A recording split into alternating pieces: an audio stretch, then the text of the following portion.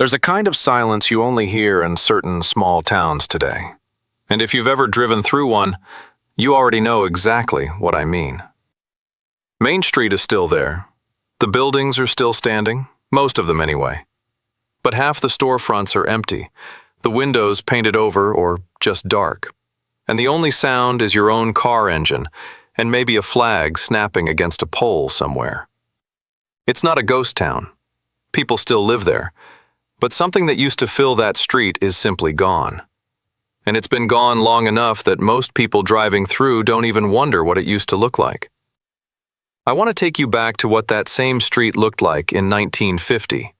Because I don't think most of us, myself included until I really started digging into this, understand just how complete a small American town used to be. Not complete in the sense of having everything a city had. Complete in a different, almost forgotten sense. A town of 2,000 people in 1950 could genuinely take care of itself, from birth to death, without its residents needing to drive anywhere else for most of what a life actually requires. That's the town I want to walk you through today, street by street, building by building. Because once you see how much used to be there, you start to understand exactly what left and why. Let's start with the numbers, because I think they set the stage for everything else we're going to talk about today. In 1950, roughly 44% of the United States population still lived in what the census classified as rural areas, small towns and the countryside surrounding them, not the big cities we tend to picture when we imagine mid-century America. That's a genuinely enormous share of the country. Tens of millions of people whose entire daily life revolved around a town small enough that most residents recognized each other on the street. There were somewhere in the neighborhood of 16,000 incorporated small towns and villages across the country at this point, each one functioning as a nearly self-contained unit. Not a suburb of anywhere, not a bedroom community for a nearby city, but its own complete little world. What I want to do today is walk through exactly what complete meant in practice, because it's a longer list than most people expect. And every single item on it tells you something about how differently life actually worked 75 years ago. If walking through history like this, block by block, the way people actually lived it, is something you enjoy, go ahead and subscribe to Back Home in America now, because that's exactly what this channel does every single week. Every small town in 1950 had a Main Street, and Main Street had a very specific, very predictable anatomy that repeated itself with remarkable consistency from Ohio to Georgia to Nebraska. At the center of it, almost always, sat the general store. Or in slightly larger towns, several specialized stores that together did what one general store had done a generation earlier. A grocer, as we've talked about on this channel before in a different context, who extended informal credit and knew every family's order by memory. A dry goods store selling fabric, thread, and ready-made clothing for those who didn't sew their own. A hardware store stocking nails, tools, seed, and the 1,000 small mechanical parts a farming community depended on to keep its equipment running.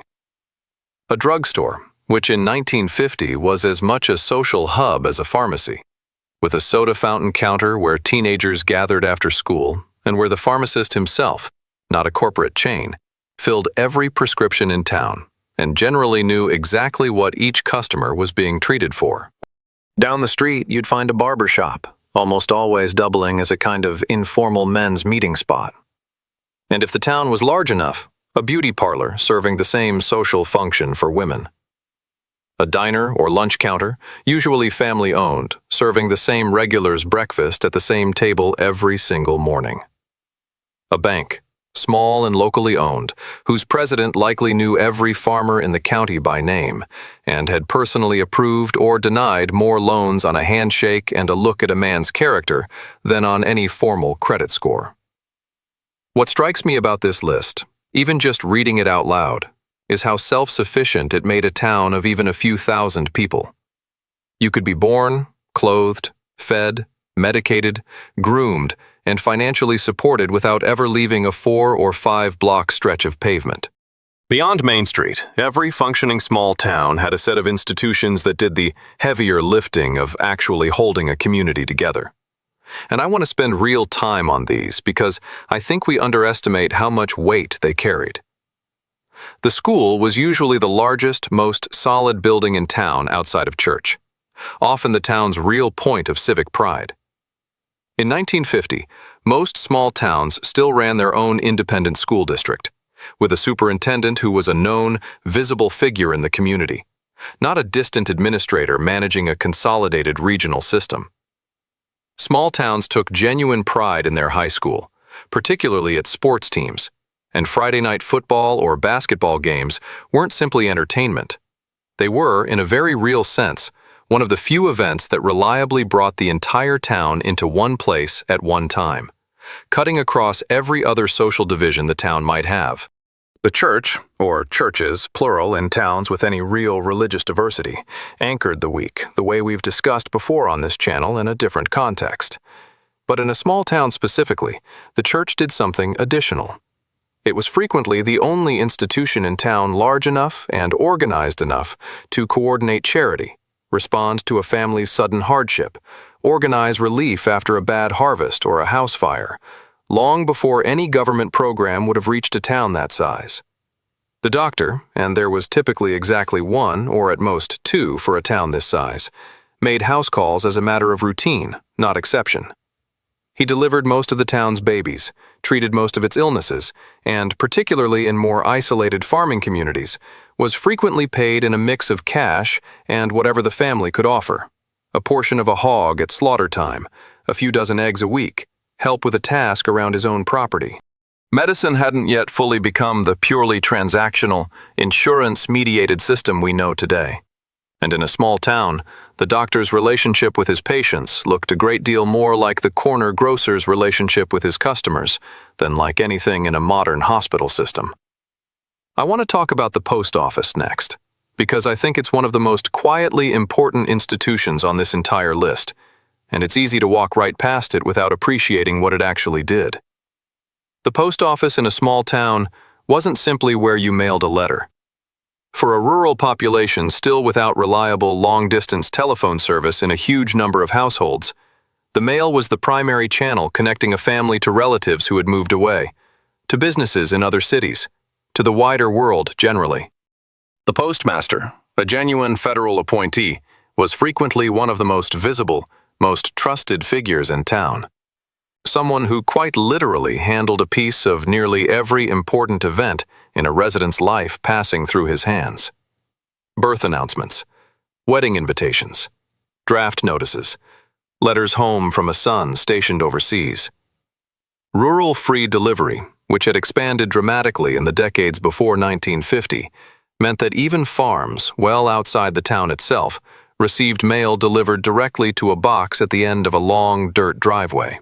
A service that, when you actually think about the infrastructure and manpower required to make it work across an entire rural nation, was a genuinely impressive government undertaking that we mostly take for granted today, because email and cell phones have made the whole concept feel almost quaint. I find something worth pausing on in this detail specifically. An enormous, expensive, labor-intensive national system existed for one core purpose: making sure that no family, no matter how far out on a dirt road, was actually cut off from the rest of the country. That's a kind of infrastructure investment in human connection that doesn't really have an equivalent today, because the problem it solved has been solved differently, by different technology, and the specific human role the postmaster played as a trusted, known figure handling your most important news simply doesn't exist in the same form anymore. We're a good way into this walk through town now, and if any of this is bringing back a memory or just genuinely surprising you the way it surprised me researching it, a like on this video helps more people find their way to this kind of history, so I'd really appreciate it if you've got a second. Every small town of any real size also supported its own set of tradespeople, and this is where I think the depth of what's been lost really starts to show itself. A blacksmith, though rapidly transitioning by 1950 into more of a general metalworker and welder as horses gave way to tractors and trucks, still served an essential function repairing farm equipment and building or fixing the metal components a farming community constantly needed. A carpenter or two, often working essentially as the town's entire construction industry, building houses, barns, and additions on a handshake agreement and a reputation built over decades. A shoe repair shop, because in an economy where a family bought shoes rarely and expected them to last, resoling and repairing was simply cheaper and more sensible than replacing. An entire small business built around a habit of mind, thrift over disposal, that has almost completely reversed itself today. A funeral home, typically family-run across multiple generations, handling what was, in a small town, one of the most intimate and trusted responsibilities a business could hold. And, very often, a local newspaper, usually weekly rather than daily, covering school board meetings, church socials, births, deaths, and the kind of hyper-local news that never would have made it into any larger regional paper, but that mattered enormously to the people actually living there. What I find genuinely remarkable, looking at this full list together, is how many entirely different livelihoods a town of 2,000 or 3,000 people used to support, each one interdependent on the others in a way we've talked about before on this channel. The blacksmith needed the farmer's business. The farmer needed the grocer. The grocer needed the bank. The bank needed the doctor to keep the town's families healthy enough to keep working and spending. Pull one thread out of that fabric, and you don't just lose one business. You start loosening the whole weave. I want to pause before we get to what changed, because there's a piece of this town we haven't talked about yet, and I think it deserves its own space rather than being folded into everything else. Almost every one of the roles we've walked through so far, the grocer, the doctor, the postmaster, the blacksmith, was, in 1950, overwhelmingly filled by a man.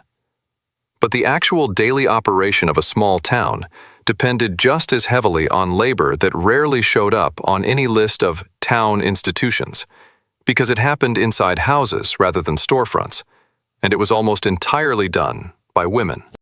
The schoolteacher, in a huge number of small towns, was one of the only respectable professional roles open to an unmarried woman, and she was frequently one of the most educated people in town, holding a position of real, visible authority, even in an era that offered women very few other paths to that kind of standing.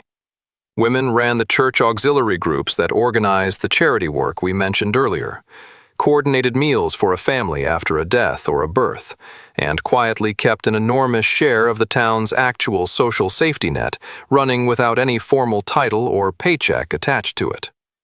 The telephone operator, in towns that still ran a manual switchboard in 1950, was almost always a woman, and she knew, by necessity, an extraordinary amount about who was calling whom, effectively holding a kind of informal, informed position at the center of the town's entire communication network.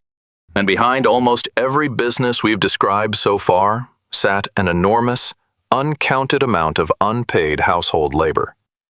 The wife keeping the books for her husband's hardware store, the daughter working the soda counter after school, the mother stretching a grocer's credit and a garden's harvest into meals that let the whole system keep functioning. None of this labor appears in any economic statistic from 1950, because at the time, it wasn't considered labor in the way a job with a paycheck was. But without it, I don't think a single institution we've discussed today would have actually been able to keep its doors open. So what actually happened to all of this? Because none of it disappeared overnight. And I think the real story is less about any single cause and more about several forces arriving at nearly the same time, each one reinforcing the others. The interstate highway system, formally authorized in 1956 but built out over the following 2 decades, changed where people could realistically live and work.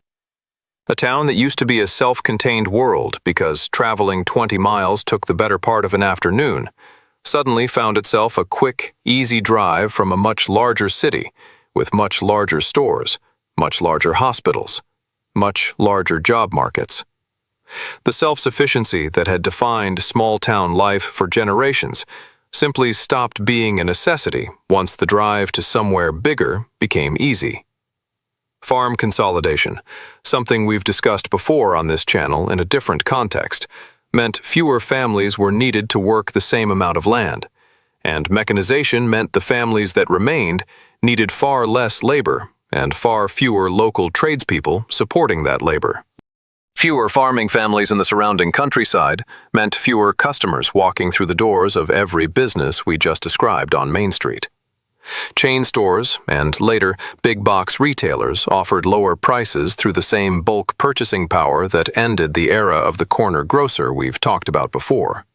And small-town businesses across every single category we just walked through faced a version of that exact same economic pressure, unable to match the pricing of a much larger operation with much greater purchasing power.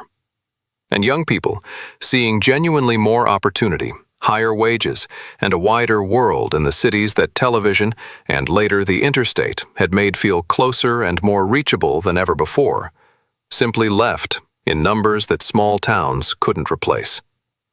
A farm family with 4 children in 1950 might see 3 of them move to the city by 1970, drawn by jobs the hometown Main Street could never have offered them. I want to be honest about something here, because I don't think this channel does anyone any favors by pretending that self-contained small-town life was simply a lost paradise we carelessly threw away. That tight-knit town where everybody knew everybody also meant everybody knew everybody's business. And for anyone who didn't fit the town's expectations, whether by race, religion, sexuality, or simply temperament, that same closeness could be suffocating rather than comforting.